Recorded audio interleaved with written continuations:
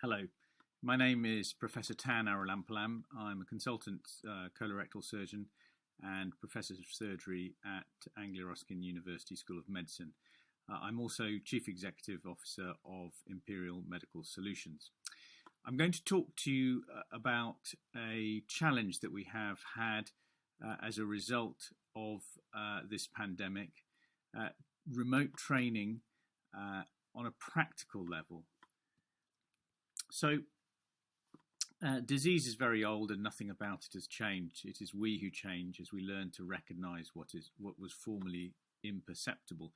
And I think we could challenge every line of that quotation.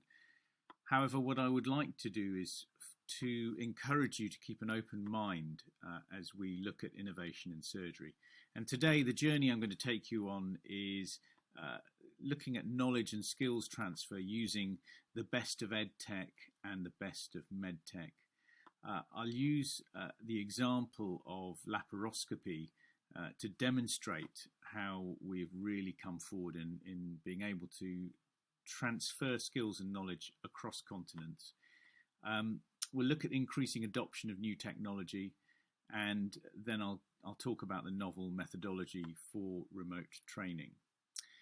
So, over the last 25 years, society has seen so many disruptive technologies come in to use. But if we look at surgery itself, you wouldn't be forgiven for saying that we're still really in the dark ages. And really the biggest paradigm shift in surgery itself as a technical speciality, was around laparoscopic surgery, which was introduced around 30 years ago in a practical sense. And what we saw was smaller incisions, improved vision, less pain, faster recovery was all a catalyst for change.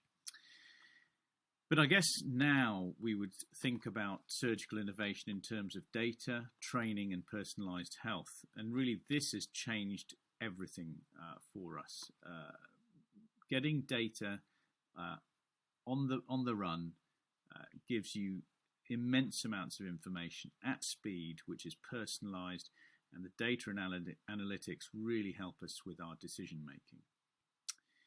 So, looking at laparoscopic surgery, this is keyhole surgery for all of those non-surgeons, and in order to perform laparoscopic surgery, you need a laparoscope, a camera, which can be 5 or 10 millimeters in diameter. And that camera is held for me as the surgeon by an assistant.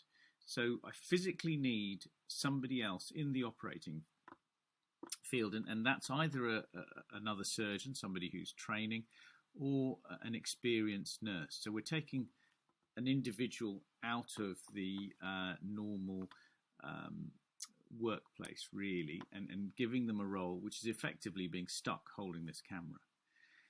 And when that camera is in the peritoneal cavity, in the abdominal cavity, if it mists up, if it is put against a little bit of fat, the image can be made really quite poor, so the scope has to be taken out and cleaned. This affects the workflow. So if you're doing a 3-hour operation and you're having a camera clean, let's say every 5 or 10 minutes, it mounts up. And as somebody doing a very intricate technical task, this can be very, very off-putting. But most importantly, it takes a member of staff out of another duty, for example, seeing emergency patients, and into this very simple role of holding a camera. So you're taking a skilled person and then really getting them to do a very unskilled piece of work.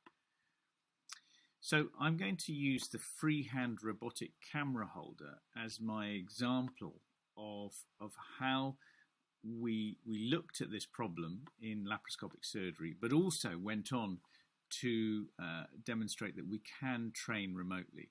So the freehand system is an adjunct to minimally invasive surgery.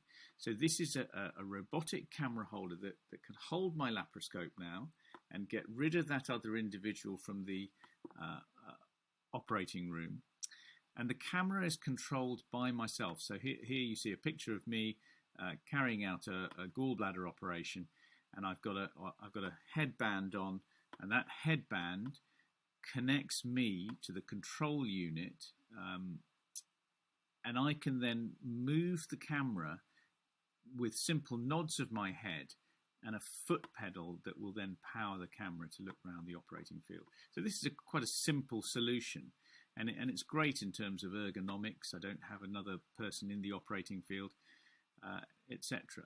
So I'm just going to show you a short video to demonstrate the bit of kit and some of the challenges that we may have.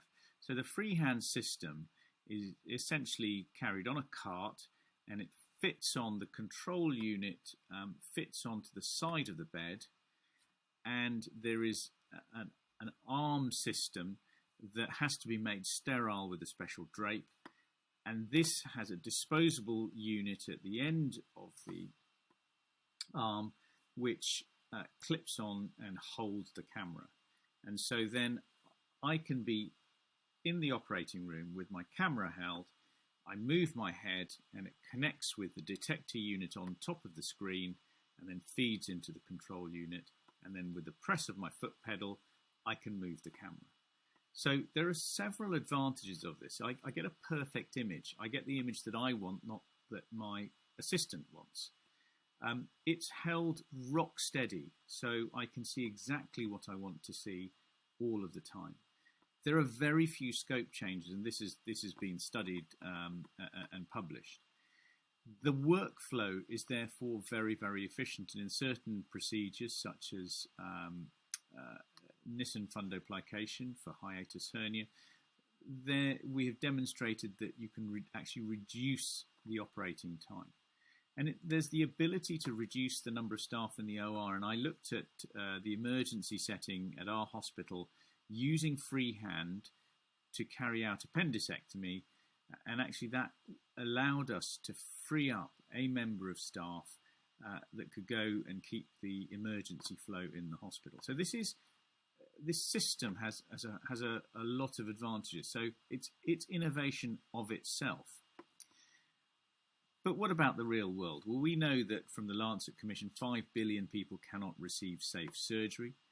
And if you look at this infographic, the redder the country, the greater the population without access to surgery. And you can see the density of doctors varies across the globe. So getting people to hold your camera and actually using this sort of tech is quite a challenge. And we also have to look at surgery. Atul Gawande's published a lot on surgery actually being a disease in itself. So how do we face this challenge of dealing with lack of access, no cash for the infrastructure of innovation, and also making surgery safe? And the COVID-19 pandemic has had many, many effects, but you can see there are two really striking features on this infographic. There is a huge backlog of patients, mainly due to the first wave, where there was an immediate health impact. Then there was a build-up in the second and third waves of patients who could not receive their care. But all the while the fourth wave of psychic trauma to the medical and nursing staff means that we're really struggling for human resources in theatre. So perhaps freehand does have a place in our new world to deal with this backlog in the healthcare system, to help with accessibility of medtech. And we can look at novel ways of training, and we can look at safety and safety culture in our operating rooms. So our challenge was to train a cohort of surgeons in the Caribbean, in Trinidad and Jamaica, to use freehand without ever physically meeting face to face. And that was a pandemic challenge. And the surgeons in the Caribbean wanted to use this technology for the benefit of their population.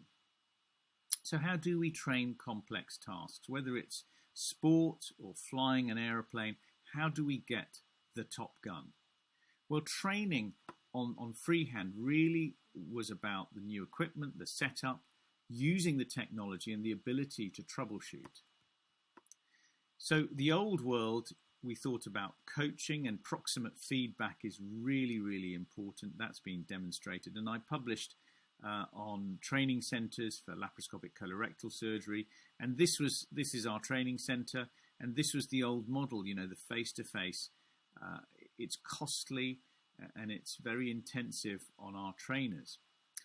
The National Training Programme for Laparoscopic Colorectal Surgery, it was a national programme, also demonstrated how important it is to have supervised training, because sign-off for competency was much sooner if there was supervised training rather than the self-taught or the unstructured training. And we know that there are certain facets of training that we need to deliver in a training program.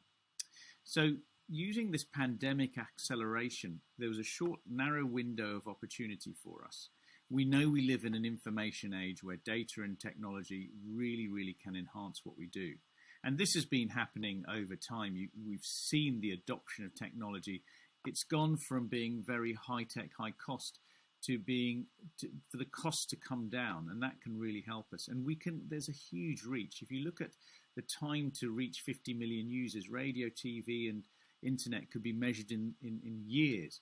But of course, Twitter, Instagram are measured in months, and Pokemon Go took 19 days to reach 50 million users. So let's look at how we can enhance that. So our training program, we looked at getting the stakeholders involved. So we used AA Lakis, an agent, to bring the kit into the Caribbean. The British High Commission and trade envoys were very helpful in getting the kit through. We had expert mentors available to talk to the Trinidadian and Jamaican surgeons. The University of West Indies were very, very supportive and did some research around this. And of course, the most important people were DR UK, Digital Resilience UK, who helped us develop this methodology of blended learning using a low-cost platform. We used Microsoft Teams. We used augmented and virtual reality. We had the expert coaches available, and we really built a community of curious learners. So the team in the Caribbean got hold of the kit, and using video, using resources that we planned beforehand, they were able to set up the kit, and then we mentored them. And this short video demonstrates the journey that we went on. DR UK really looked at this whole program and designed a bespoke model using some of the resources that Freehand, the company that makes the bit of kit, already had. So using the video, we got the Trinidadian 6. We had some expert surgeons identified to use this. They had buy-in from the nurses and the hospital and the university. This is Hamish Mackenzie, the director of DR UK, who then designed the remote training package. And we had sessions where we were on Microsoft Teams. There was a learning environment on Teams where the surgeons could explore facets of the technology. They had the opportunity to play around with the technology and look at the setup, and then look at how we used it in real time with expert trainers. So they saw how the kit could be used, and we went through the troubleshooting modes in real time, albeit with a time difference. We had to use multimedia, so we needed recordings, we needed video cameras to do all of this. And then the simulation started, and the surgeons practiced in the dry lab, and then got ready to do this for real. So we rather like the moonshot, we chose 6 surgeons led by Shamir Kawich and Yadesh Singh, Dilip Dan. We had great surgeons out in the Caribbean. They took part in the training with their teams, and on the 20th of September, they were ready for blast off. So this has already been fast-tracked into publication. I was watching this on my screen and available to mentor from the comfort of my kitchen. It made local news because, of course, this is a great impact on health, and we had huge support from the British High Commission. So achieving mastery is possible. And what we learnt was innovation and investment in blended surgical training is really, really important. It's safe and feasible. It really stimulates a curious learning community, and we really involved. It was a two-way process for those who were involved. And it's a model for the safe adoption of medtech, but also it's a model for training, whether it's from Colchester to Norwich, or Colchester to Glasgow, or Colchester to Colombo. So we set up this model. It's cost effective. It was, really didn't break the bank. So we had a challenge of remote training, and we converted a group of novices into using some complex bits of kit. We did this using a simple Microsoft Teams platform, and we made it reality and translated it into live surgeries, which were all successful and have been logged and really monitored and observed by the University of West Indies. Thank you for your time.